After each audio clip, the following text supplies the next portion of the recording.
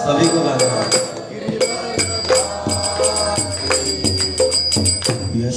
यशोदानंदना व्रजदानंदना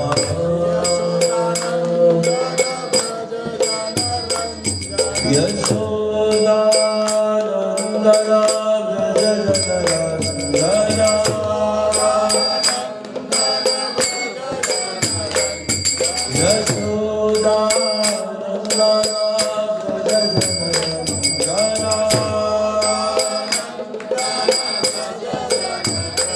यमुना तीरा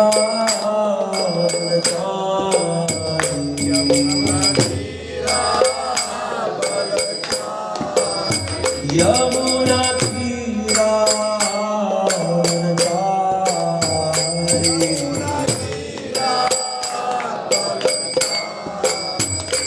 हरे कृष्णा कृष्ण कृष्णा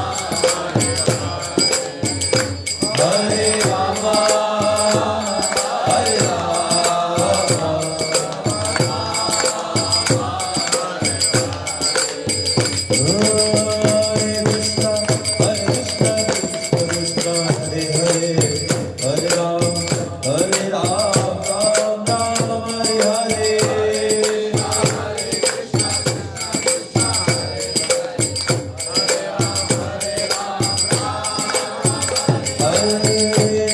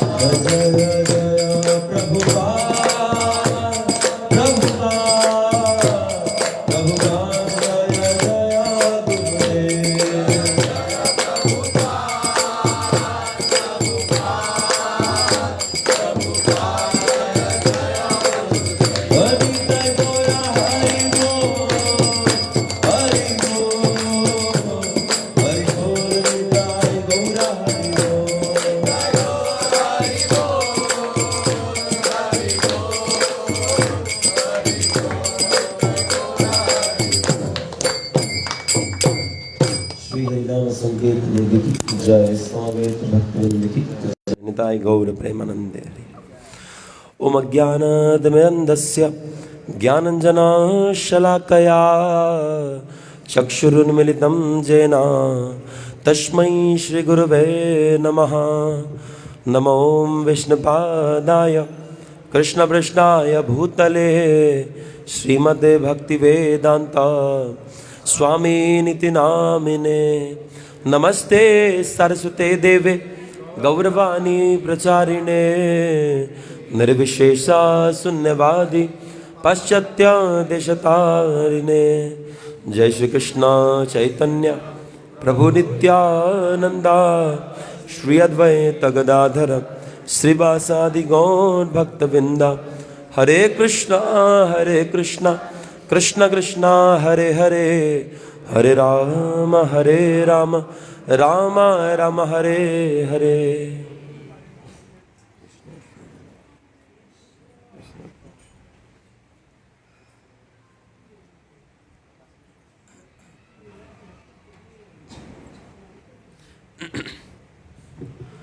हरे कृष्णा। तो दामोदर महीने के 15वें दिन में मैं आप सभी का स्वागत करता हूँ। आज दामोदर महीना आधा कंप्लीट हो रहा है। हाँ, तो जो लोग अभी तक फॉलो नहीं कर पाए हैं, कुछ गलती से कुछ मिस हो गया, तो अभी से भी शुरू कर देना चाहिए। आधा महीना वो आधा अभी चलता है। भगवान बहुत ऑप्शन देते हैं। पहले बताया जाता है चतुर्मास करना चाहिए। किसी से चतुर्मास नहीं हुआ तो दामोदर मास कर लो, दामोदर मास नहीं हुआ तो 15 दिन कर लो, 15 दिन भी नहीं हुआ तो पंचक कर लो, लास्ट का 5 दिन, वो भी नहीं तो डूब मरो। एक लिमिट होता है ना, मर्सी का एक लिमिट होता है। तो मतलब ये भी नहीं हुआ तो तुम मर जाओ, ना हो तुम मर, जीवन बेकार है तुम्हारा। तो जिसका मिस हो गया किसी कारणवश, दीप नहीं दिखा पाए तो अभी भी दीप दिखा दीजिएगा। जितने दिन मिस हुआ उतना दीप दिखा देना चाहिए। तो हम लोग चर्चा कर रहे थे दामोदर अष्टकम के ऊपर में। हम लोग ऑलरेडी 7 श्लोक चर्चा कर चुके हैं। कल 8वें श्लोक का हम लोगों ने शुरुआत किया था, आधा हम लोग आए थे। तो एक बार रिकॉल कर लेते हैं कि 8वें श्लोक में हम लोगों ने क्या चर्चा किया था। पहले हम लोग थोड़ा 8वां श्लोक एक बार गा लेते हैं, फिर हम लोग करेंगे। मैं गाऊंगा, आप लोग पीछे पीछे गाइएगा। नमस्तेस्तु धामने सुरदीप्ति धामने, नमस्तेस्तु धामने सुरदीप्ति धामने,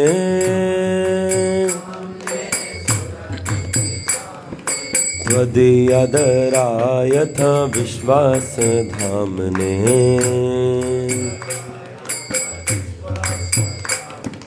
नमो राधिकाय त्वदीया प्रियाय, नमो राधिकाय त्वदीया प्रियाय,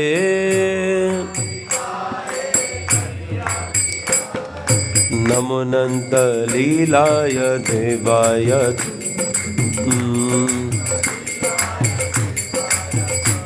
नमो नंद लीलाय देवाय तुभ्यं, नमामीश्वरं सच्चिदानन्दरूपं लसत्कुण्डलं गोकुले व्रजमानम्,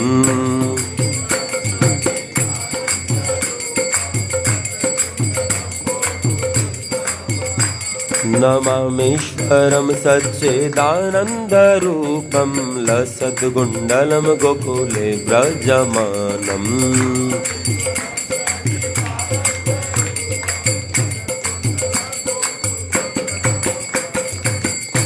तो हम देख रहे थे कि सत्यव्रत मुनि पहले 7 श्लोकों में 2 या 3 बार भगवान को प्रणाम कर रहे हैं। नमामीश्वरम, हे ईश्वर मैं आपको प्रणाम करता हूँ। फिर बोलते नमो देव दामोदर अनंत विष्णु, हे प्रभु आप अनंत मेरा प्रणाम स्वीकार कीजिए। बार बार भगवान को मांग रहे, भगवान आपने भक्ति तो दी है लेकिन आपका इस रूप का, ये बाल रूप का हमको दर्शन चाहिए। हम ऐसा नहीं मांगते इसलिए भगवान नहीं देते हैं। और क्यों नहीं मांगते? क्योंकि हमको अनुभूति नहीं है। देखिए जड़ जगत में हम लोग क्या करते हैं, अपने अब कोई फ्लैट लेता है तो क्या करता है, पहले के टाइम में प्लास्टर होता था, अभी क्या होता है टाइल्स, अब उसके बाद इटालियन मार्बल्स, है ना। जितना भी लीपा पोती कर दें, जड़ जगत में जैसे ही गहरा घुसेंगे गंदगी निकलेगा। आप देखिए हम अपने चेहरा में पोत पात के आते हैं ना, विको टर्मरिक नहीं cosmetic, Vicco turmeric Ayurvedic cream कि मुहासों को जड़ से मिटाए, हल्दी चंदन के गुण इसमें समाए, ध्वजा की रक्षा करे Ayurvedic cream, Vicco turmeric Ayurvedic cream. मुझे याद है बहुत छोटे में सुना था, अभी तक याद है, तो मैं सोचा आप लोग को भी फील हुआ होगा ये चीज़, राइट। उसके बाद अभी कुछ और आ गया, फिर लवली आ गया, कुछ आया, मुझे पता नहीं। मैं तो वही लगाया करता था बचपन में जब मैं छोटा हुआ करता था। तो देखिए ये लीपा पोती लगा के आ जाएंगे, चेहरा से पूरा गंद आएगा, शरीर से पूरा खुशबू निकलेगा। थोड़ा अंदर चल जाए तो 1 सेंटीमीटर अंदर खून निकलने लगेगा, मांस निकल जाएगा, थोड़ा अंदर मल निकलने लगेगा, है ना। जड़ जगत में जितना अंदर घुसेंगे गंदगी मिलता है। एक बार एक गुरु ने अपने शिष्य को भेजा कि संसार का सबसे गंदा चीज, गंदा जीव खोज करके आओ। बोला, अपने गुरु ने बोला कि संसार का सबसे गंदा जीव खोज करके आओ।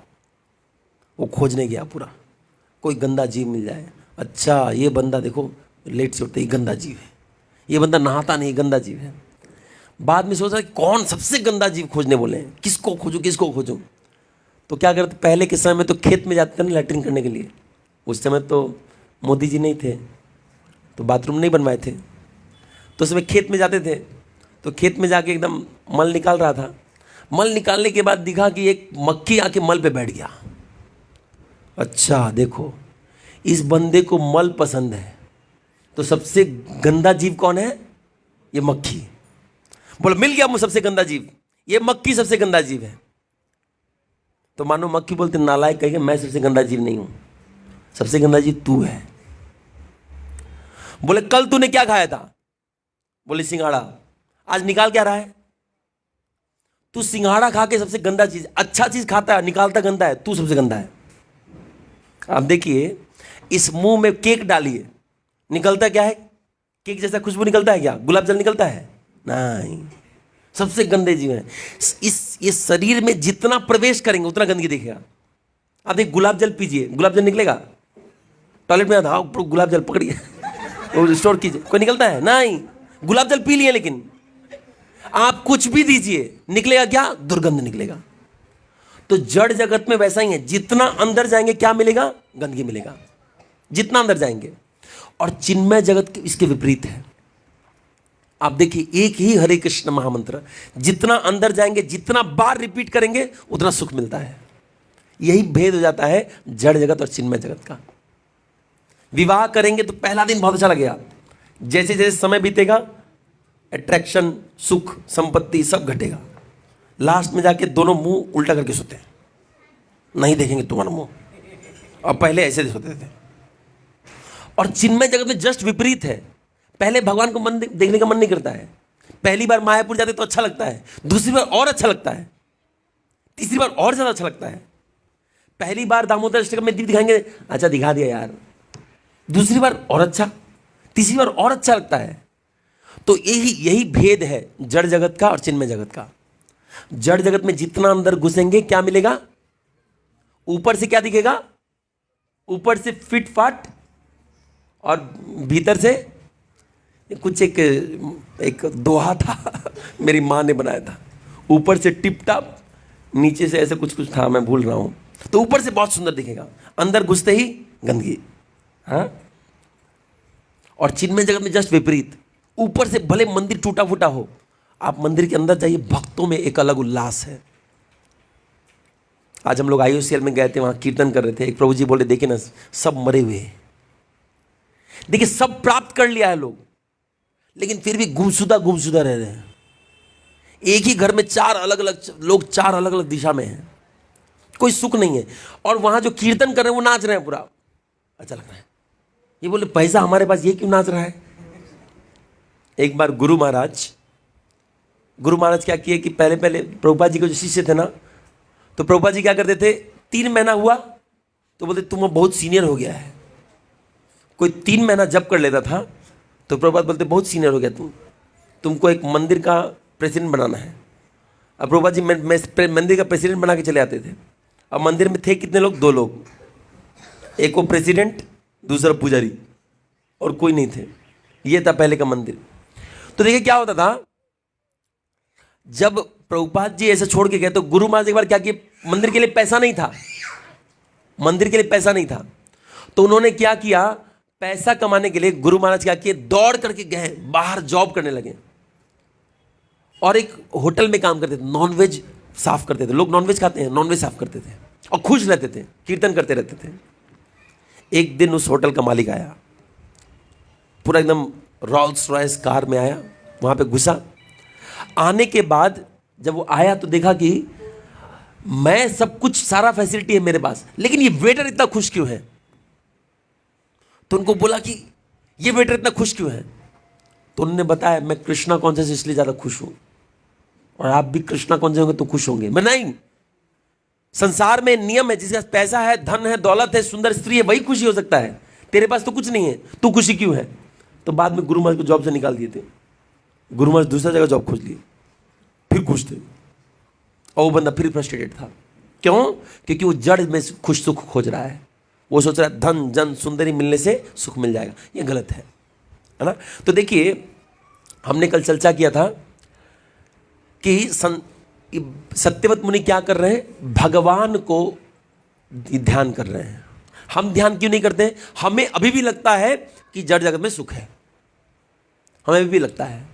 पहले लगता था कि क्लास नर्सरी पास कर जाएंगे तो सुख मिल जाएगा, फिर 10th, फिर 12th, उसके बाद एक नौकरी मिल गया, तो फिर सरकारी नौकरी मिल गया, तो फिर शादी हो गया, तो फिर बच्चा हो गया, तो बच्चे का बच्चा हो गया, तो बच्चे का बच्चे का बच्चा हो गया, तो ऐसे करके हमारा इच्छाएं, हमारा चेतना ऐसे फैलते जाता है कि अब सुखी होंगे, अब सुखी होंगे, लेकिन मरने का समय आ जाता है।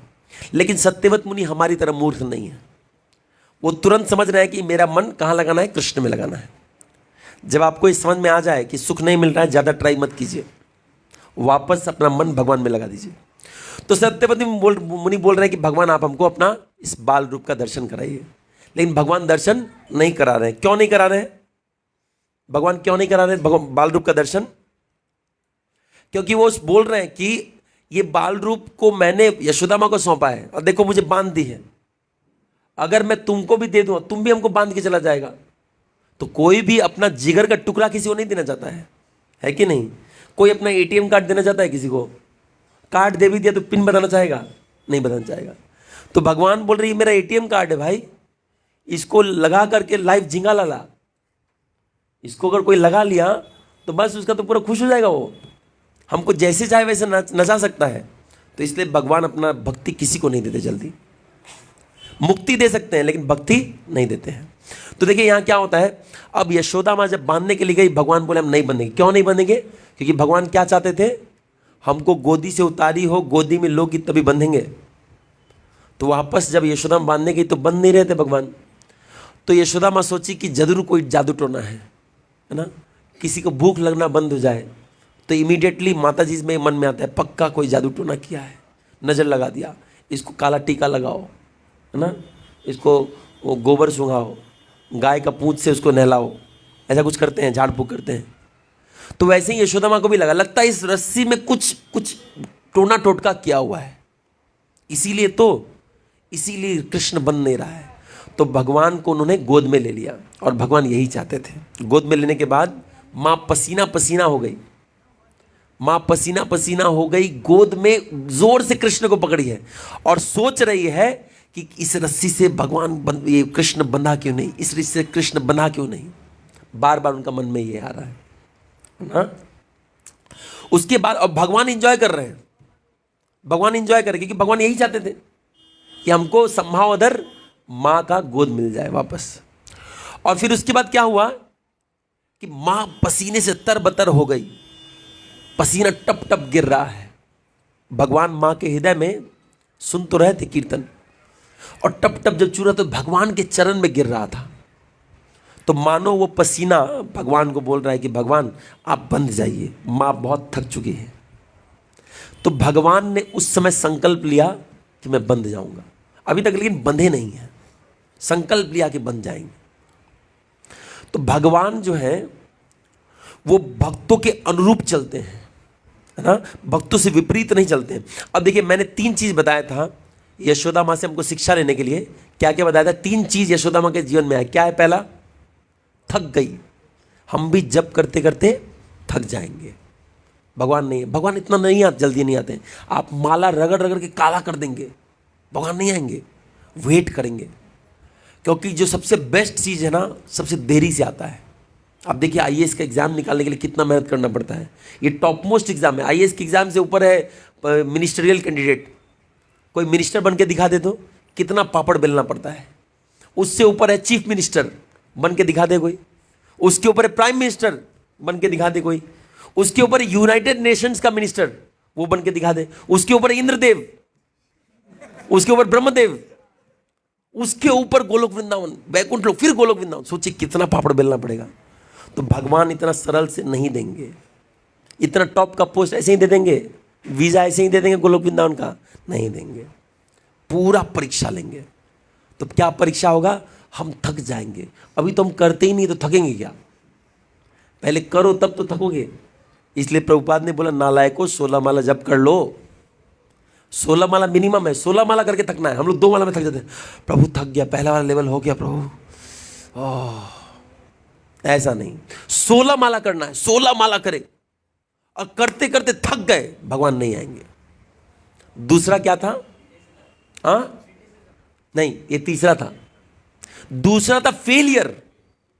आप पूरा प्रयास करेंगे लेकिन रिजल्ट क्या आएगा? कुछ नहीं, भगवान नहीं आएंगे। क्यों? भगवान वेट कर रहे हैं। आप कब तक प्रयास कर सकते हैं? मैंने बताया था भक्ति क्या है, 1 वे प्रोसेस है, 2 वे नहीं है। वो देखेंगे तुम्हारा नेक्स्ट स्टेप क्या है। और ये सब करने के बाद भी लोग बोले क्या ही मिला तुझे, भक्ति कर लिया ना, मिल गया नौकरी, मिल गया घर, कुछ नहीं मिला तुझे। जैसे गोपी लोग बोलते तो आप नहीं बांध पाएंगी। लेकिन यशोदा माँ ने क्या प्रयास बंद किया? क्या नहीं।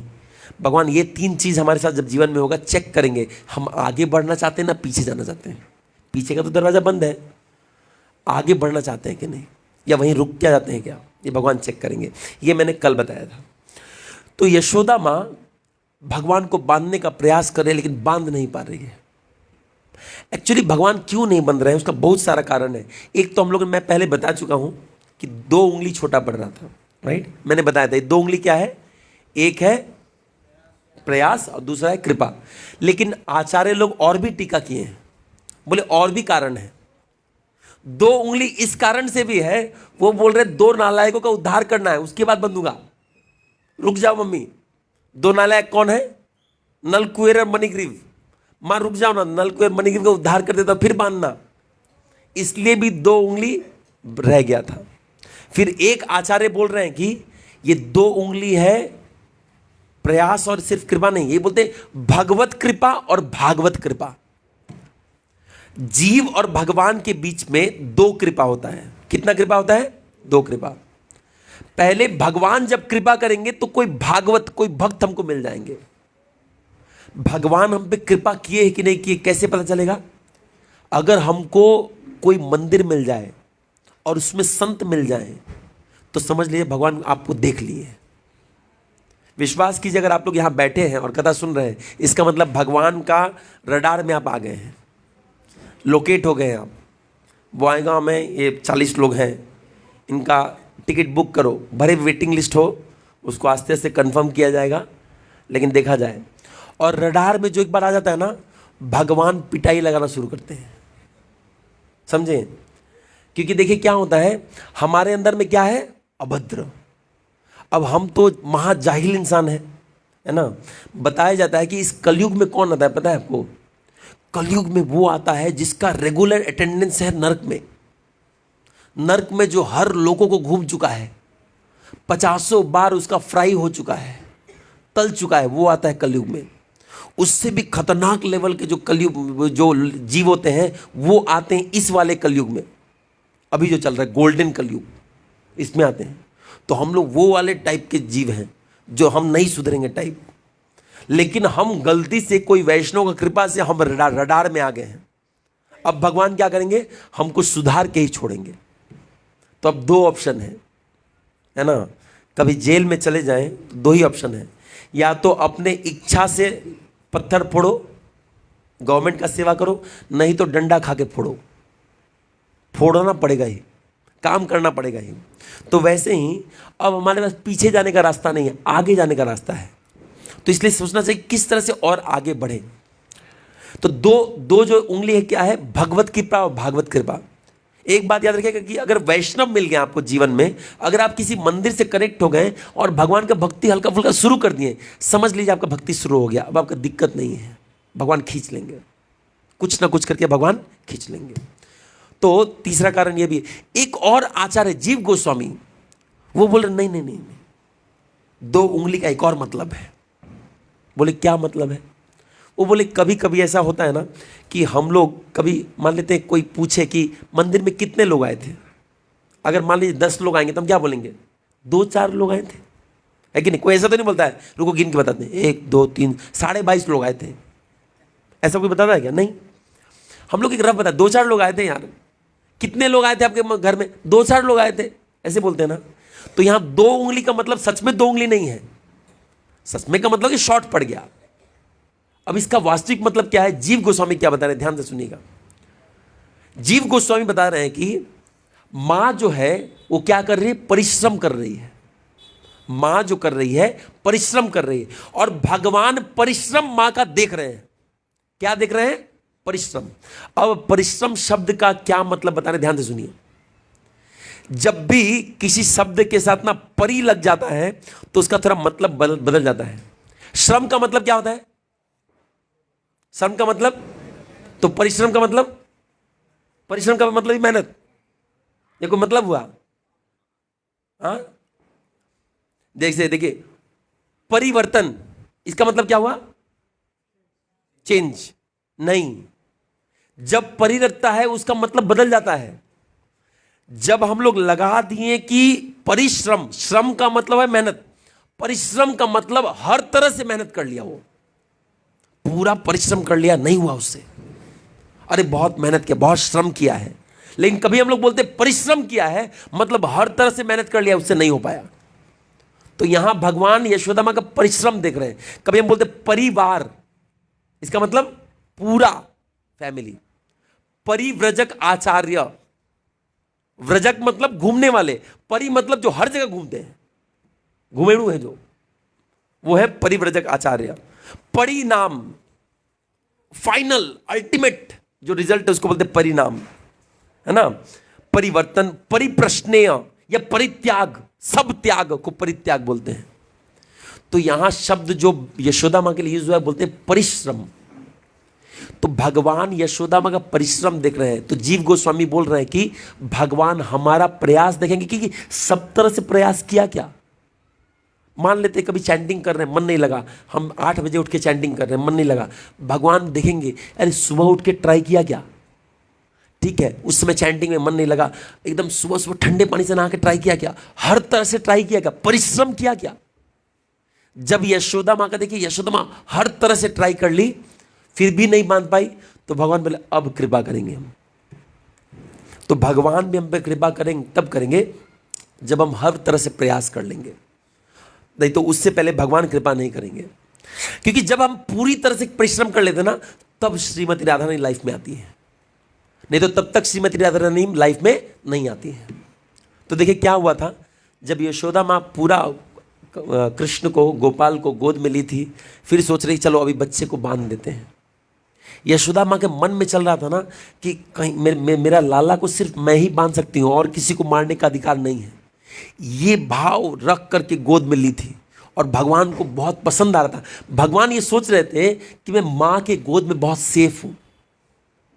सोचिए, जिनसे संसार पूरा प्रोटेक्शन मांगता है कि भगवान हमको बचाइए, भगवान बोल रहे कि माँ के गोद में मैं बहुत सेफ हूँ।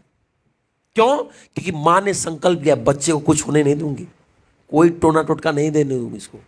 देखिए ये माँ का भाव है, इसलिए माँ को जगड़ के हैं। फिर माँ बोलती है कि एक बार फिर से ट्राई करते हैं इसको, एक बार फिर से बांधने का ट्राई करते हैं। तो माँ ने वापस कृष्ण को रखा उखल के पास और बांधने का प्रयास किया। तो 2 उंगली बार बार शॉर्ट पड़ रहा था। फिर भगवान सोच रहे, माँ सोच रही क्या हुआ क्या हुआ, लेकिन माँ ने बहुत परिश्रम कर लिया था। अब भगवान को दया आ गया। भगवान इमीडिएटली श्रीमती राधा रानी को बोले कि आइए कृपा कीजिए, आप नहीं करेंगे कृपा तो कैसे माँ बांध पाएंगी, मेरा उदर, मैं पूरा अनंत हूँ, हमको कोई कैसे बांध सकता है। तो तब श्रीमती राधा रानी वहाँ पे आई। श्रीमती राधा रानी आने के बाद वो डर डर के आ रही थी, क्योंकि माँ के मन में क्या था, 2 भाव था, एक था क्रोध और दूसरा प्रेम। बच्चे का रक्षा भी करना है लेकिन इसको बांधना भी है, थोड़ा सा बदमाशी किया है इसको पिटाई देंगे, दोनों भाव साथ में था। तो श्रीमती राधा ने भी बच्ची, छोटी सी बच्ची थी, और वो डर डर के आ रही कि माँ क्या हुआ। बोले क्या क्या, इसको बांधने जा रही हूँ, पता नहीं क्या हुआ, बंध नहीं रहा है। बोले माँ क्या हुआ, रस्सी छोटा पड़ गया क्या। बोले हाँ छोटा पड़ गया, जितना भी रस्सी लगा रही हूँ बांध नहीं पा रही हूँ। तो भगवान इशारा करें कि श्रीमती रानी को दो हेल्प करो। तो श्रीमती राधा रानी ने क्या किया, उनके चूल में एक रबड़ होता है ना, माता जी लोग लगाती हैं जनरली, आजकल नहीं लगाती हैं, पहले लोग लगाते थे, मतलब लगाना चाहिए। श्रीमती राधा रानी लगाती हैं, चूल को बांधती हैं, तो माता जी को बांधना चाहिए।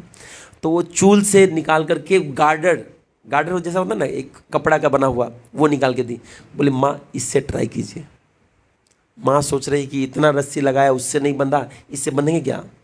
भगवान बोले ट्राई करके देखो ना, बन जाऊंगा, ट्राई करो, इसी से बंधूंगा। तो माँ बोले ठीक है एक बार ट्राई करके देखते हैं। तो जैसे ही माँ ने उसको रस्सी को में से जोड़ा, भगवान बन गया। तो बोलने का अर्थ है, इसीलिए देखिए इस श्लोक में क्या बताया गया है, देखिए क्या बताया गया है। बोले नमस्तेस्तु धामने स्फुरद दीप्ति धामने। आप देखिए रस्सी को प्रणाम कर रहे हैं, कौन सी रस्सी को, जो श्रीमती राधा रानी ने दिया था। इसीलिए इसको क्या बोले, स्फुरद दीप्ति दामने, उज्जलता हुआ रस्सी, जिससे कांति निकल रही थी। कोई रस्सी में क्या कांति निकलता है क्या। तो कांति वाला रस्सी का मतलब क्या हुआ, कांति वाला रस्सी का मतलब हुआ वो रस्सी जिसको कांतिमय श्रीमती राधा रानी ने दिया था। क्योंकि श्रीमती राधा रानी का अंग का रंग कैसा है, तप्त कांचन गौरांगी श्री राधे वृंदावनेश्वरी वृषभानुसुते देवी प्रणमामि हरि प्रिये तप्त कांचन गौरांगी। श्रीमती राधा का अंग का रंग कैसा है? गोरा है। तो जो कि उन्होंने रस्सी दिया, इसलिए बोल रहे स्फुरद दीप्ति दाम ने। वो रस्सी से क्या अग्नि निकल रहा था, गोरा गोरा रंग निकल रहा था, रोशनी निकल रहा था। इसलिए पहले प्रणाम किसको कर रहे हैं? रस्सी को प्रणाम कर रहे हैं। नमस्तेस्तु धामने स्फुरद दीप्ति दामने। उसके बाद किसको प्रणाम? तदियो दरायत विश्वास दामने। बोले मैं क्या कर रहा हूं? मैं आपके उदर को भी प्रणाम कर रहा हूं। बोले क्यों प्रणाम कर रहे हैं इस उदर को? वो बोल रहे हैं कि, ध्यान से सुनिएगा विभाग, वो बोल रहे हैं कि ये उदर में सारे जीव बंधे, जहां सारे जीव फंसे हुए हैं, और इस उदर को कौन उद्धार कर सकता है? ये रस्सी। और ये रस्सी कौन दे सकता है? श्रीमती राधा रानी। मतलब संसार में अगर कोई उद्धार कर सकता है तो कौन कर सकते हैं? श्रीमती राधा रानी। विदाउट श्रीमती राधा रानी का, बिना श्रीमती राधा रानी की कृपा के किसी का उद्धार नहीं हो सकता, या कोई उद्धार नहीं कर सकता है, कोई प्रचार नहीं कर सकता है।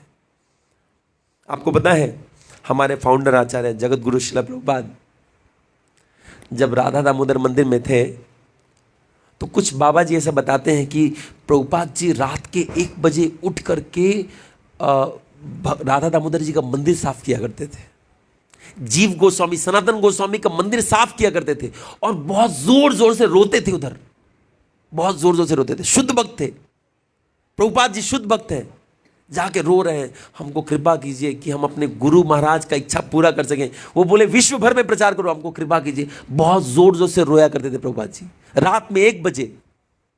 हम रोते हैं क्या लेक्चर देने से पहले? प्रभुपाद को कुछ नहीं करते, इसीलिए हम लोग प्रभुपाद जैसा नहीं है। सोचिए वो व्यक्ति शुद्ध वैष्णव है, फिर भी जाके कृपा मांग रहे हैं। क्यों मांग रहे हैं? उनको पता है कि संसार के जीवों को बांधने के लिए श्रीमती राधा रानी का कृपा लगेगा। बिना श्रीमती राधा रानी का कृपा का हम नहीं बांध पाएंगे। हम मुक्त हो सकते हैं, हम पे कृपा हो गया, लेकिन बांधने के लिए रस्सी कौन देगा?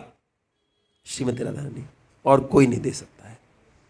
हाँ, तो इसीलिए अगर हमको भी प्रचार करना है, किसी का हृदय परिवर्तन करना है, तो श्रीमती राधा रानी गुरु वैष्णव से कृपा मांगना चाहिए। ये जब रस्सी देंगे, प्रेम का रस्सी, तो बन जाएंगे। और ये रस्सी कैसा होता है? प्रेम का रस्सी होता है। हमारे हृदय में इतना प्रेम विगलित हो जाता है कि हम बांटने में व्याकुल हो जाते हैं। और भगवान भी इसी प्रेम के पीछे पड़े हैं। आपको पता है इस दाम बंधन लीला में भगवान एक और काम कर दिए। भगवान का हृदय में हमेशा एक मलाल था कि यार मैं अपने ग्वाल बालों के साथ ना दिन भर साथ में खाना चाहता हूं।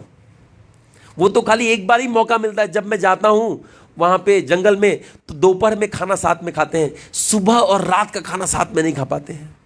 भगवान को मलाल था। तो जब यशोदा माँ ने भगवान को बांध दिया था तो सारे दोस्त लोग आए थे, अरे हमारा बॉस बांध दिया गया है, आओ दर्शन करते हैं उसका। सब लोग आए भगवान कृष्ण को देखने के लिए। सर वो देखो कैसा बन गया है। बोले नालायक को खोलो हमको। कृष्ण बोल रहे हमको खोलो यहाँ से। बोले नहीं नहीं खोलेंगे, अगर तुमको खोल दिए ना फिर हमको बांध देगी, इसलिए हम तुमको नहीं खोलेंगे। तुमको खुद से निकलना निकल जाओ, हम नहीं खोलेंगे। कुछ और करना है तो बोल दो। तो भगवान बोले भूख बहुत लगा है, कुछ खिलाओ ना। बोले यार भगवान ग्वाल बाल बोल रहे हैं नालायकों कहीं के। भगवान कृष्ण को बोल रहे हैं कि आप मेन लीडर चोर हैं, घर घर जाके आप चोरी करते हैं, हम कहां से चोरी, हमको कुछ आता है क्या? वो बोले देखो हम बुद्धि खटाए। देखिए एक और रहस्य हुआ था। भगवान ने क्या किया था? भगवान देखिए जब यशोदा माँ दूध उबलता हुआ दूध को गैस ऑफ करने के लिए गई थी, उतने देर में ही भगवान ने क्या किया था? सारा मटकी, हजारों मटकी को फोड़ दिया था, खाली एक मटकी को छोड़ के रखा था। क्यों? क्योंकि उस मटकी में से माखन निकाल कर बंदर को खिलाना था, और बाकी सारा मटकी फोड़ दिया था। तो किसी ने प्रश्न पूछा कि कृष्ण ने सारा मटकी क्यों फोड़ा? वो बोले कि मैं चाहता हूं कि इन गोपियों को थोड़ा पनिशमेंट देने के लिए। अगर मैं एक मटकी फोड़ूंगा तो यशोदा माँ साफ करने के लिए लग जाएगी, और सारा मटकी फोड़ूंगा ना तो यशोदा बोलेगा अरे सरला सुन, पूरा मेरा घर गंदा हो गया, आके साफ कर। तो सारी गोपियों को लगवा दिए थे साफ करने के लिए। बोले मैं पनिशमेंट फेस किया ना सबको खटवाऊंगा। घर में आके सारी गोपियां साफ करने में लग गई हैं और भगवान बंधे हुए साइड में। तो अभी भगवान ग्वाल बाल लोग को बता रहे हैं, नालायक कहीं के, कुड़बुद्धि, इतना भी समझ में नहीं आ रहा है? तेरी माँ, तेरी बहन, सबको यहाँ लाके सेवा कर, घर तो पूरा खाली है, जाके चोरी कर जा। तो मधुमंगल को समझ में आ रही, सही बात है यार, मेरी माँ में यहाँ है, मेरी सासू माँ यहाँ है, इनकी सासू माँ यहाँ है, उनकी बहन यहाँ है, घर तो खाली है, चोरी करना चाहिए। बोले इसीलिए तो लीला किया हूँ, जा चोरी कर। बोले जो आ गया बॉस। सब अपने अपने घर में गए। आज तक में भगवान जाके चोरी करते थे और भगवान मार खाते थे, आज सब अपना अपना घर में चोरी करके लाया, खुला जा रहा है एकदम सांड की तरह, कोई नहीं है। आज जो मिला उठा के ले आए, किसी को मोतीचूर का लड्डू, किसी को निमकी, किसी को बूंदिया, किसी को कोई मिठाई मिल गया, किसी को माखन मिला, जो मिल गया लेके आया। और क्या कर रहे हैं? कृष्ण को सुबह, जनरली कृष्ण दोपहर का खाना खाते थे, आज सुबह का खाना भगवान को मुंह में खिला रहे हैं और फिर खुद खा रहे हैं। तो भगवान बोले मुझे बहुत अच्छा लगा, मैं हमेशा से चाहता था ना कि मैं तुम्हारे साथ में हर समय खाऊं, मेरे सखा हो तुम। तो बोले कैसे पॉसिबल है बताओ, घर में कैसे? हम मेरे घर में आओगे तो सुबल के घर में नहीं आओगे, सुबल के घर में आओ तो मधुमंगल के घर में नहीं आओगे। नहीं नहीं, अब से मैं हर दिन हर टाइम सबके घर में आऊंगा। बोले कैसे? तो भगवान ने बताया, आज की लीला से मैं एक सिद्धांत स्थापित करता हूं, आज से जब भी तुम घर में खाना खाना ना तो एक और प्लेट लगाना, वो मेरे लिए, और तुम जब आओ खाने बैठोगे तो मैं भी आके उस प्लेट में से खाऊंगा। बोले क्या बात कर, सच में कृष्णा? बोले हाँ एकदम। बोले सबके पास चले जाओगे? हाँ सबके पास चले जाऊंगा। तो तब से ग्वाल बाल, इस लीला के बाद से सारे ग्वाल बाल क्या करते थे कि हर घर में ग्वाल बाल जब बोलते थे ना, माँ बोलती खा लो, बोले नहीं एक और प्लेट लगाओगे तो खाएंगे। बोले किसके लिए? बोले कृष्ण के लिए। बोले लगाओ। अरे कृष्ण कैसे आएगा? आएगा ना, तुम दो ना प्लेट। तो गोपियां प्लेट तो लगा देती थी। बोले मेरे प्लेट में 4 रोटी दी हो, इस प्लेट में भी 4 देना पड़ेगा। सोच के कृष्ण समझ के मिश्री मत लगाओ, जैसे कलयुग के जीव लगाते हैं। हम लोग क्या सोचते हैं, हम लोग रोटी सब्जी खाएंगे, भगवान मिश्री, भगवान तो आत्मा रमण है, मिश्री खाओ। अब वही जूठा प्लेट फिर मिश्री देते हैं। भगवान का इतना मिष्टी मुख हो गया है ना कि शुगर हो गया भगवान को, जितना हम लोग मिश्री खिलाए भगवान को। हाँ, और फिर फेंक भी देते हैं, प्रसादी लेते भी नहीं है। वो मिश्री कौन खाता है? चीटी लोग खाता है। चीटी लोग खा खा के भगवत धाम चला गया, हम लोग यहीं रह गए ना। तो देखिए क्या हुआ, बोले हम हर किसी घर में जाएंगे, और भगवान ने क्या किया, बोले तुम खाली प्लेट लगवाना और इक्वल लगवाना, नहीं तो नहीं आऊंगा। तो सारे ग्वाल बाल क्या करते थे, सेम प्लेट लगाओ एकदम, 4 रोटी इसमें भी दो। तो गोपियां क्या करती, सोचते थे कि ये बच्चा है, ठीक है, भगवान शायद नहीं खाएंगे, तो सब्जी थोड़ा, सब्जी पूरा दो, इसमें मिठाई इसमें दो, कृष्ण दो मिठाई अच्छे पसंद है, दो। जो चीज आइटम कृष्ण को ज्यादा पसंद था, ज्यादा करके दिलवाते थे उस प्लेट में, हर घर में। और आश्चर्यजनक रूप से क्या होता था, गोपियां देख पाती थी कि प्लेट तो जैसे ही बनाया, ग्वाल बाल खाना शुरू किया, उससे पहले वो जो प्लेट जिसमें रखा गया था कृष्ण को, वो जल्दी गायब होता था, गप गप गप गप। लेकिन सिर्फ ग्वाल बाल देख पाते थे कि कृष्ण बैठ के खा रहे, और पूरा हंसते थे, वो कृष्ण खा रहे हैं, कृष्ण खा रहे हैं, ऐसा हाथ जोड़ते थे। हाँ, तो हर ग्वाल बाल अनुभव कर पाते थे, कृष्ण खा लिया, अब मैं खाऊंगा, क्योंकि कृष्ण ने वादा किया था मेरे साथ में खाएंगे, तीनों टाइम कृष्ण साथ में, हर ग्वाल बाल के साथ में। तो देखिए ये सब सत्यवतमुनि देख पा रहे हैं कि भगवान अपने भक्त के साथ में रहने के लिए कितना आग्रही है। भगवान भक्तों का दुख हरने के लिए, भक्तों को संग प्रदान करने के लिए कितना आग्रही है। भगवान हमसे मिलने के लिए भी बहुत आग्रही है। ऐसा बताया जाता है, एक शास्त्र में लिखा है, जब कोई जीव यहां से फिर करके भगवत धाम जाता है ना, आपको सोचिए कैसे, आप सोचिए, मैं कभी कभी सोचता हूं ऐसा, मान लेते हैं हम लोग यहां से निकल करके भगवत धाम गए, और भगवत धाम में हजारों लोग हैं, वहां एंट्री लेंगे, कितना खराब लगेगा ना। ये सब लोग देख रहा होगा, अच्छा यही है वो कांडी जो भाग गया था, मार खाया ना तू, ऐसा ही होता होगा ना हमारे साथ। सोचिए कोई बंदा जेल से आया, जेल वाला ड्रेस पहन के, सब लोग देखे ना, पता है किडनैप किया थे, ऐसे ही करेंगे ना। कोई थोड़ी ना आरती करे, आरती कुंज बिहारी की, नहीं करेगा ना, जेल गया था भाई। तो हम जब यहां से वापस जाते हैं, हमारे साथ क्या सुलूक होता होगा, कोड़े से मारा जाता होगा ना। नहीं, भगवान दौड़ करके आते हैं स्वागत करने के लिए, दौड़ करके आते हैं और जोर से गले में लगा लेते हैं, और भगवान के आंखों से आंसू गिरता है। जनरली भगवान नहीं रोते हैं। जब हम वापस आते हैं भगवान जोर से गले लगा करके रोते हैं हम लोग को कि तुम इतना दिन बाद आया। ऑल्दो वहाँ पे समय का कोई कंसेप्शन नहीं है, किसी को पता भी नहीं चलता कि ये गायब भी हुआ था वहाँ से, भगवत नाम में नहीं भी था, या फिर भगवत नाम में इसका एंट्री नहीं था, जो भी था, लेकिन भगवान रोते हैं। बाकी जीवों को समझ में नहीं आता कि क्यों भगवान रो रहे हैं, लेकिन कृष्ण रोते हैं। तो कृष्ण बहुत ही आग्रही है हमको वहाँ हमको वहाँ ले जाने के लिए ना। भगवान बहुत ही आग्रही है ग्वाल बालों के साथ लीला करने के लिए। भगवान बहुत ही आग्रही है यशोदा माँ के साथ लीला करने के लिए, लेकिन हम भगवान को अप्रोच नहीं करते हैं। इसीलिए क्या करना चाहिए, हमको भगवान को अप्रोच करना चाहिए। और कैसे, इस तरह से जैसे सत्यव्रत मुनि बता रहे हैं। सत्यव्रत मुनि बता रहे कि नमस्तेस्तु धामने स्फुरत दीप्ति धामने। कैसे अप्रोच करना चाहिए, पहले प्रेम की रस्सी को हासिल करना चाहिए। किससे? श्रीमती राधा रानी से। और त्वदीयोदरायत, तभी इस संसार में जितने जीव हैं उनको हम बांध पाएंगे, इस संसार भव बंधन को बांध पाएंगे, अपना पुल बना के पार कर पाएंगे। इसलिए बोल रहे हैं पहले रस्सी को प्रणाम किए, फिर उदर को प्रणाम किए। और बोले कि नमो राधिकाय त्वदीया प्रियाय, और मैं उन श्रीमती राधा रानी को भी प्रणाम करता हूं। नमो राधिकाय त्वदीया प्रियाय, जो भगवान की प्रिया हैं, जिनके बिना भगवान वंदना तक स्वीकार नहीं किए। जिस लीला में श्रीमती राधा रानी का एक्सेस नहीं है, उस लीला में भगवान किसी को एंटरटेन नहीं करते, भगवान खुश नहीं रहते हैं। जहां श्रीमती राधा रानी है वहीं पे भगवान खुश रहते हैं। तो इसलिए बोले नमो राधिकाय त्वदीया प्रियाय नमो अनंत लीलाय। भगवान का लीला भी अंत है। तो चौथे नंबर पे किसको प्रणाम कर रहे हैं, भगवान के अनंत लीला को। आप देखिए वहां पीछे एक फोटो है जहां पे कृष्ण श्रीमती राधा रानी को ऐसे देख रहे हैं और ऐसे ऐसे ठुड्डी पे हाथ दिए हैं।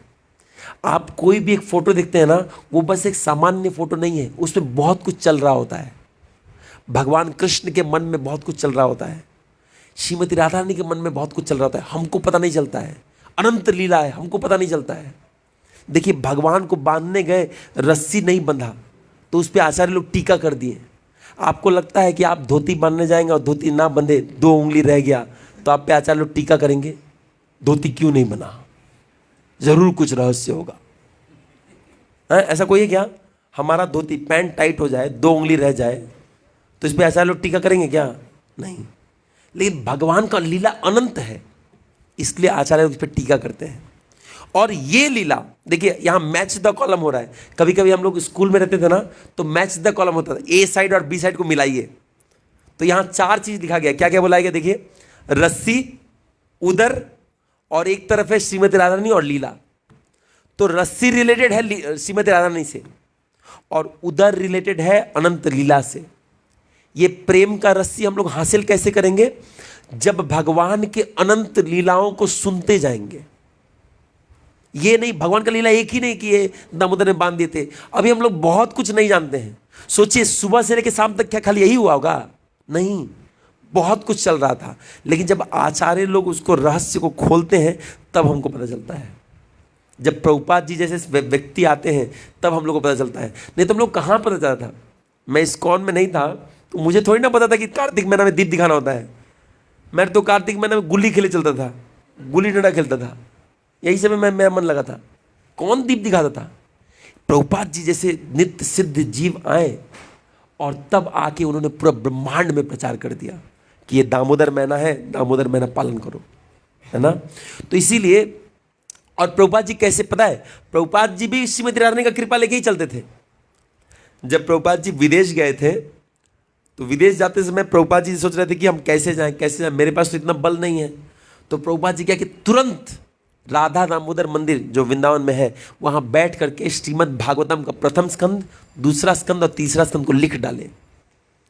बोले अब मैं जाऊंगा ना, तो भगवान को ये 3 सेट जो भागवतम, इसको लेके जाऊंगा। तो प्रभुपाद जी कहीं भी जाते थे ना, तो भागवतम को लेके जाते थे। एक छोटा सा बक्सा लिए थे प्रभुपाद जी, उसमें भागवतम था, थोड़ा प्रभुपाद जी का कुछ बर्तन था, और यही थोड़ा टुकटाक, थोड़ा वहाँ पे तो वेज तो मिलेगा नहीं, थोड़ा आटा चावल ऐसा लेके गए थे, और कुछ नहीं लेके गए थे।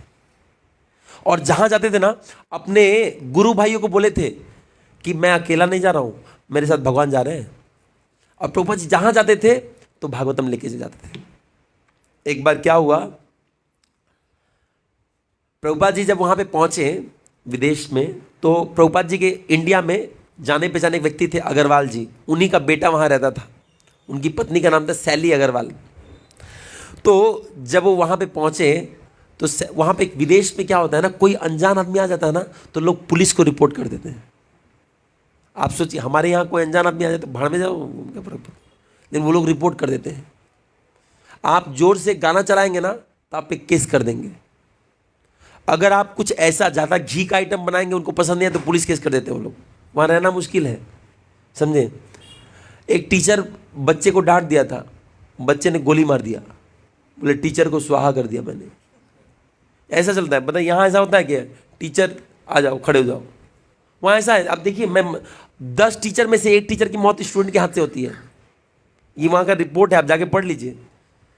टीचर को स्टूडेंट पसंद ना, स्टूडेंट को टीचर पसंद, उड़ा दो। ऐसा एटीट्यूड है वहाँ पे। उस जगह में प्रभुपाद जी गए थे प्रचार करने के लिए। तो सैली अग्रवाल जो थी, वो सोच रही थी कि प्रभुपाद जी आगे कहीं कोई ऑब्जेक्शन ना कर दे, तो वो खुद ही न्यूज़पेपर में देती कि हमारे एक रिलेटिव आए हैं, वो हमारे साथ रहते हैं। ऐसा किया उन्होंने। अब देखिए क्या हुआ, प्रभुपाद जी ऐसा जब उनका ऐसा लिख दिया गया, तो वहाँ पे एक यूनिवर्सिटी था। उस यूनिवर्सिटी का एक प्रोफेसर थे, उसका स्लिपरी रॉक्स यूनिवर्सिटी नाम था। उसके एक प्रोफेसर थे, लार्सन नाम था। तो वो जब पढ़े, कोई इंडिया से कोई स्वामी आए हैं, उनका फोटो भी दे दिया प्रभुपाद जी का। तो इस तरह से प्रभुपाद जी का प्रचार हो गया। प्रभुपाद जी प्रचार करने तो गए थे, लेकिन उनको करना नहीं पड़ा, लोगों ने उनका प्रचार कर दिया। तो फोटो जब डाले तो स्लिपरी रॉक्स के प्रोफेसर लार्सन, उन्होंने फ़ोन किया सैली अग्रवाल को, बोला कि ये आपके घर में कोई स्वामी आए क्या? बोले कोई कांड किया क्या स्वामी? बोले नहीं, कोई कांड नहीं किए हैं, हम चाहते हैं कि आपके घर में जो स्वामी हमारे कॉलेज में आके लेक्चर दें। तब प्रभुपाद जी 1969 में उस कॉलेज में गए थे। कॉलेज में जाने के बाद प्रभुपाद जी गए, वहाँ कोई सुनने वाला नहीं है प्रभुपाद जी का लेक्चर। अरे बूढ़ा व्यक्ति को कौन ही सुनेगा। तो प्रभुपाद जी ने क्या बताया पता है? बोले आप ये 1st, 2nd कैंटो और 3rd कैंटो श्रीमद् भागवतम रखिए, आप पे कृपा होगा। तो उस प्रोफेसर ने वो बुक रख दिया था। और अचानक देखिए, उसके बाद तो प्रभुपाद जी वहाँ निकल गए। प्रभुपाद जी जहाँ जाते थे ना, भागवतम का 3 स्कंद दे देते थे, ये लीजिए, ये लीजिए, ये साक्षात भगवान है। श्रीमद् भागवतम साक्षात भगवान है। अगर भगवान का अनंत लीला का संग करेंगे तो हम इस जड़ जगत को पार कर सकते हैं। तो प्रभुपाद जी जो वो बुक जहाँ भी जाते थे 3 स्कंद देते थे, खुद से प्रिंट किया हुआ। तो अभी कुछ साल पहले 1985 में शायद राधानाथ स्वामी महाराज एक बार उधर गए, तो वही प्रोफेसर मिला। बोले आपके जो स्वामी जी है ना, उनसे मिला हूँ, वो हमको 3 स्कंद दिए थे, हाथ से उनका मतलब उनका बहुत मेहनत करके लिखा हुआ। और वो कहाँ लिखे थे? राधा दामोदर मंदिर में लिखे थे। तो सोचिए, हमारे प्रभुपाद जी का मतलब पर्सनली टच किया हो बुक, वो तो कोई भी लेना चाहेगा। राधानाथ स्वामी महाराज बोले कि थोड़ा खोजिए ना कहाँ है। तो वो बुक जो प्रथम स्कंद 5 बार इशू किया, एक ही बंदा ने 5 दिन के लिए इशू किया था, फिर पढ़ा था, फिर वापस लौटा दिया था। पूरा लाइब्रेरी छान मारा अपने शिष्यों के साथ में। बाद में प्रथम स्कंद, द्वितीय स्कंद, तीसरा स्कंद मिला, एकदम जीर्णीय पुराना हो गया था। तो राधानाथ स्वामी महाराज ने बताया कि हमको एक बुक चाहिए। बोले क्यों? बोले जब मैं बुक को खोला ना और इसको सूंघा, इसका सुगंध लिया, तो राधा दामोदर मंदिर का सुगंध आया। क्योंकि प्रभुपाद वहाँ बैठ कर अपने पसीने से श्रीमती राधा की कृपा लेकर वो बुक लिखे थे। और उस बुक के कारण पूरा विदेशों में प्रचार हुआ। हाँ, नहीं तो प्रभुपाद बोल रहे मैं सक्षम नहीं हूँ प्रचार करने के लिए। एकमात्र जब श्रीमती राधा ने का कृपा से मैं श्रीमद् भागवतम को लेकर के गया। ये श्रीमद् भागवतम पूरे संसार को बांधा है, मैं नहीं बांध सकता था। तब राधानाथ स्वामी महाराज वहाँ से वो बुक्स लेकर के आए और बोले कि हम आपको नया बुक दे देते हैं। तो नया वाला प्रिंटिंग दे दिया और पुराना वाला लेके आए, है ना। तो बोलने का अर्थ ये है कि प्रभुपाद जी भी श्रीमती राधा का कृपा लेकर के ही पूरा संसार को वितरण किए। और भगवान भी यही बता रहे हैं, हमारे जीवन में जब तक श्रीमती राधा का कृपा नहीं आएगा, तब तक हम भगवान का भक्त नहीं बन पाएंगे। पता है, पहले इस संप्रदाय में सिर्फ कृष्ण का विग्रह हुआ करता था, श्रीमती राधा का नहीं था। वो तो चैतन्य महाप्रभु आने के बाद वो बोले गए श्रीमती राधा का डालो, बिना इनके कृपा कैसे होगा, बिना इनके भक्ति कैसे होगा। तब श्रीमती राधा का विग्रह हम लोग लाएं या विभिन्न मंदिरों में लाया गया है, राइट। तो बोलने का उद्देश्य है, अगर इस भव रूपी संसार जो भगवान के उदर में है इसको बांधना है तो श्रीमती राधा रानी का कृपा रूपी रस्सी से इसको बांध सकते हैं। और वो श्रीमती राधा रानी का कृपा रूपी रस्सी कहाँ से मिलेगा? नमो अनंत लीला से। भगवान के अनंत लीलाओं को सुनेंगे तो श्रीमती राधा रानी का कृपा से हमको रस्सी मिलेगा, वो प्रेम का रस्सी मिलेगा, जिससे हम अपना भी ब्रिज पार करेंगे और संसार के भी लोगों का कल्याण कर पाएंगे। जब तक ये नहीं करेंगे, जब तक भगवान के भागवतम के लीलाओं को नहीं सुनेंगे, हमारा उद्धार होना बहुत मुश्किल है ना। ये भगवान का अनंत लीला जो है उसको नहीं सुनेंगे आचार्यों से, वैष्णवों से, तब तक हमारा उद्धार होना बहुत मुश्किल है। यहाँ यही बताना चाह रहे हैं, इसलिए बोल रहे हैं कि नमो अनंत लीलाय देवाय तुभ्यम। हे प्रभु, मुझे समझ में आ गया है कि आपका ये जो दिव्य दर्शन कैसे प्राप्त होगा। मैंने रस्सी को प्रणाम किया, मैंने आपके उदर को प्रणाम किया, मैंने श्रीमती राधा रानी को प्रणाम किया, अब मुझे आशीर्वाद मिल गया, अब मुझे आपका उस दिव्य स्वरूप का नित्य दर्शन हो रहा है, ऐसा बोल रहे हैं, राइट। यहाँ बोल के सत्यव्रत मुनि इसको विराम दे रहे हैं। और अगर इस कार्तिक महीने में कोई इसका रोज़ पाठ करता है तो भगवान उसकी तरफ ज़रूर देखेंगे, ऐसा इसका आशीर्वाद है, राइट। तो हम लोग आज यहीं विराम करते हैं। ये 8 श्लोकों का जो था हम लोग इसको 9 दिन में बनाए। इसके अलावा पहले भी हम लोग 2 दिन लीला बताए थे, एक दिन हम लोग कार्तिक महीने का महात्म बताया था, तो 12 दिन में मैंने ये पूरा कंप्लीट किया। हो सकता है कि बताने के समय में मुझसे कुछ भूल हुआ हो, इसके लिए मैं क्षमा चाहता हूँ, क्योंकि बद्ध जीव हूँ, कोई ना कोई गलती कर ही सकता हूँ। और अगर बताते समय कुछ अच्छा लगा होगा तो गुरु वैष्णव का कृपा है, उनका आचार्य का कृपा है कि वो निकला होगा, राइट। तो यहाँ आज विराम देते हैं। इसका देखते हैं बाकी भी और डिवोटीज कल से लेक्चर देंगे। मैं भी बीच बीच में कभी कभी दूंगा, हर दिन शायद नहीं दे सकता, तो देखेंगे जिस दिन मुझे समय मिलेगा मैं दिया करूँगा। यहाँ तक में किसी को कोई प्रश्न है तो पूछ सकते हैं, किसी को कोई प्रश्न है तो पूछ सकते हैं। हाँ, देखिए अभी और भी लीला है, मैं अगर बताने जाऊँगा तो और समय लगेगा। इस लीला से और भी छुपा हुआ रहस्य बहुत सारा पड़ा हुआ है। मैं अगले क्लासेस में, जिस दिन मेरा क्लास होगा, जैसे 26 तारीख को मेरा क्लास है गोवर्धन पूजा के दिन, उस दिन मैं कुछ रहस्य इसका नहीं बताऊंगा, कुछ और बताऊंगा। तो जिस जिस दिन मेरा क्लास रहेगा मैं इस लीला से छुपा हुआ कुछ और रहस्य मैं बताते रहूँगा। हाँ प्रभु बताइए।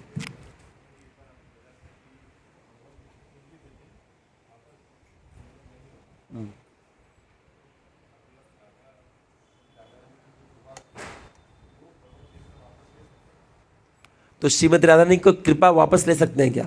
ये बोल नहीं, कभी नहीं। भगवान ना, देखिए प्रभु बोल रहे हैं कि भगवान जो चीज़ देते हैं कभी वापस नहीं लेते हैं। तो क्या श्रीमती राधा रानी की कृपा वापस ले सकते हैं? नहीं, नहीं ले सकते हैं, कभी नहीं ले सकते हैं। राधा एक और चीज़ देखिए, श्रीमती राधा रानी का कृपा क्या है? हमारी भक्ति ही श्रीमती राधा रानी की कृपा है। इसलिए बताया गया कि भक्ति कभी नष्ट नहीं होता है, आच्छादित हो सकता है, ढक सकता है, नष्ट कोई नहीं कर सकता है। औकात नहीं है किसी का। आप एक बार बोल देंगे हरे कृष्णा कृष्ण कृष्ण हरे हरे, हरे राम राम राम हरे हरे, ये कोई नष्ट नहीं कर। एक बंदे नहीं बोले, हम देखें फिर से हाथ उठाएंगे, हरे कृष्णा कृष्ण कृष्ण हरे हरे, हरे राम राम राम हरे हरे। ये जो आप बोल दिए इसको कोई नहीं छीन सकता आपसे, इतना आप एडवांस कर गए, ये कभी छीना नहीं जा सकता है ना। भगवान श्रीमती राधा रानी की कृपा छीन नहीं सकते हैं। रैदर भगवान श्रीमती राधा रानी की कृपा के कारण हम लोग को डिस्काउंट देते हैं। आप जानते हैं जब हम लोग भोग लगाते हैं ना, तो हमारा भोग जब आचार्य लोग माइक्रोस्कोप लगा के देखते हैं ना, लगता है अरे इसमें नमक कम है, अरे गोबर ने मिर्ची ज़्यादा डाला है, भगवान इतने मिर्ची नहीं खाते हैं, अरे इसने मसाला डाला, पूरा गरम मसाला डाल के भगवान को आग लग जाएगा, ऐसा देते हैं। भगवान बहुत सत्तू को नहीं खाते हैं। आप देखिए पूरी में कैसा प्रसाद होता है, एकदम ना तीखा लगे ना कुछ, ना ज़्यादा नमक, हम लोग पूरा भर देते हैं। पिज़्ज़ा बर्गर, भगवान ये सब नहीं खाते हैं। तो आचार्य लोग जब ऐसे देखते हैं ना, बोलते क्या किया जाए, तो प्रभुपाद जी बोलते हैं नालायक है या छोड़िए ना, कुछ कीजिए। तो प्रभुपाद जी क्या करते हैं, हमारे पिज़्ज़ा को साइड में कर देते हैं, बर्गर को साइड में कर देते हैं और अपना आइटम डाल देते हैं। बोले ये भी इस नालायक नहीं बनाया है। तो उनके ऊपर प्रभुपाद जी गुरुदेव बोलते हैं सच्ची क्या? नहीं मैं झूठ बोल रहा हूँ, लेकिन आप नहीं। तो ऐसे करके हर आचार्य जाके बोलते हैं, वो लोग अपना अपना आइटम डालते हैं। श्रीमती रानी को ये भी पसंद है, एक एक करके आइटम डाल देते हैं। हम लोग 56 भोग देते हैं क्या? लेकिन भगवान हर दिन 56 भोग खाते हैं। वो बाकी 53-54 भोग कौन देता है? आचार्य लोग देते हैं। अब बोलते पूरा 56 भोग की नालायक दिया है। तो लास्ट में श्रीमती रानी बोलती सच में नालायक दिया गया? नहीं, हम लोग डाले हैं। बोले आप समझाइए ना। तो श्रीमती रानी बोलती है वो जो है ना चिरकुट, उसने 56 भोग बनाया है। बोले मुझे पता है श्रीमती रानी ने उसे नहीं बनाया। बोले आप खा लीजिए ना, आप वो बनाए मैं बनाए एक ही बात है ना, ले लीजिए। बोले ठीक है, नालायक पे कृपा करना पड़े, जा छू, आशीर्वाद देता हूँ। इस तरह से हम पे आशीर्वाद होता है। अर्थात हमारा भोग में क्या है, जब भोग बनाते रहते तो थूकते रहते हैं, सोचते रहते हैं ये हमके कोर्सोस, ये कोर्सोस, हाँ यही सब सोचते रहते हैं ना, ये हमको ये किया वो क्या, परीट ये तो मैं खाऊंगी। जब हम लोग 56 भोग बना के लाते हैं, पहले से भगवान का भोग लगने से पहले आंख से भोग लगा लिए हैं। नहीं क्या, नहीं क्या, 56 भोग जब लगता है तो ऐसे करते हैं, नहीं ऐसा नहीं करते हैं क्या? जब 56 भोग जा रहा होता है ना, भगवान को नहीं देते हैं, वो भोग लग चुका है, भगवान क्या खाएंगे उसमें, वो सब साइड में रहता है। आचार्य लोग फिर से सब्जी बनाते हैं और देते हैं। बोले यही नालायक ही बनाया। बोले वो जो जूठा वाला किसका है? बोले वो छोड़ दीजिए, वो ये लीजिए। तो बोलने का अर्थ है कि श्रीमती राधा ने कृपा करती है तभी भगवान हमको स्वीकार करते हैं, और बिना उनका हमको स्वीकार नहीं कर सकते हैं कृष्ण, है ना। तो कभी नहीं लेते हैं। हाँ थक गए कोई। चले कोई और किसी का प्रश्न है क्या? हाँ बोले प्रभु। अच्छा किसी को देरी हो रहा है ना, प्लीज प्रसादम दे दीजिए, नहीं तो बहुत देरी होगा दिक्कत हो जाएगा, फिर गाली वाली देके जाएंगे, नालायक कहीं के, ले तेरे पे कृपा चाहिए ना, ऐसा। हाँ बोले प्रभु। फीचर्स एंड बेनिफिट्स अनंत है, मैं सब कुछ नहीं बताऊंगा, खाली एक ही बात बताता हूं कि वहां सच्चिदानंद है ना। वहां कभी कोई मरता नहीं है, पूर्ण ज्ञान में रहता है और हमेशा आनंद में रहता है। आप जब चलते हैं तो कोई बोलता है कि डांस कर रहे हैं, वहां चलना भी डांस है, मतलब डांस करते करते चलते हैं, नाचते नाचते चलते हैं। सोचिए, हाँ खाना पीना होता है, खाना पीना होता है। देखिए सोचिए आपका बिजनेस में अचानक आपको करोड़ करोड़ रुपए आने लगे, आप गाड़ी कैसे लेके आएंगे? ऐसे आएंगे ना, तो गाड़ी के साथ डांस कर रहे हैं आप। तो वहां जो कि 24 आवर्स आनंद में रहते हैं, वो लोग नाचते नाचते आते हैं, वाह बहुत अच्छा लग रहा है, खाते भी आनंद में, खिलाते भी आनंद में, है ना। हर समय वो लोग आनंद में ही रहते हैं, ऐसा है। तो सच्चिद आनंद वहां पर स्वरूप है, वहां कोई मरता नहीं है ना, पूर्ण ज्ञान में रहते हैं और हमेशा खुश रहते हैं। ये 3 माह का स्वरूप है। बाकी कभी और बताऊंगा, नहीं तो बाकी लोग श्राप दे देंगे हमको, है ना। कोई और प्रश्न तो नहीं है, तो हम लोग थोड़ा कंप्लीट करते हैं कीर्तन करके। हरे कृष्णा कृष्णा कृष्णा हरे हरे, हरे रामा राम राम हरे हरे, हरे कृष्णा कृष्णा कृष्णा हरे हरे, हरे राम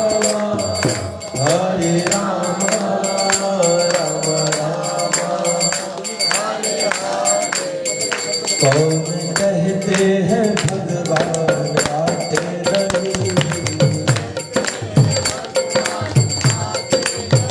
कौन कहते हैं भगवान आते नहीं,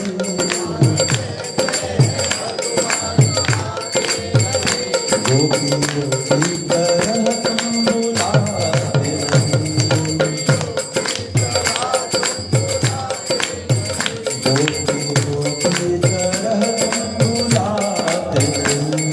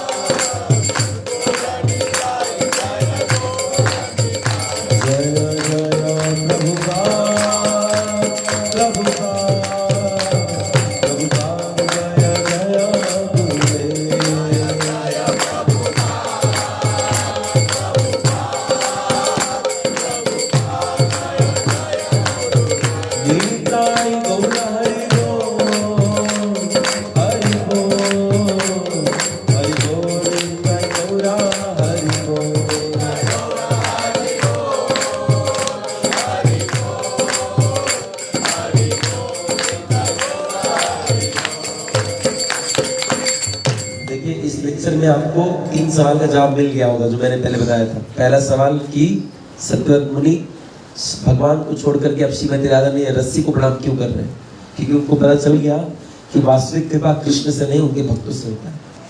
और दूसरा मैंने बताया था कि हम लोग राधा दामोदर क्यों बोलते हैं, लीला में तो राधा दामोदर नहीं दिखते हैं, तो जब तक श्रीमती राधा रानी नहीं आई थी तब तक भगवान बंधे नहीं थे, इसलिए बोलते हैं राधा दामोदर, है ना। और इसीलिए उन्होंने राधा रानी को ही चर्चा किया। ये तीनों प्रश्न का जवाब यहाँ मिल जाता है, राइट। धन्यवाद। राधा दामोदर भगवान की, यशोदा दामोदर भगवान की, जगत गुरु श्री प्रभुपाद गुरु महाराज की, अनंत कोटि वैष्णव वृंद की, हृदय गौर प्रेमानंद।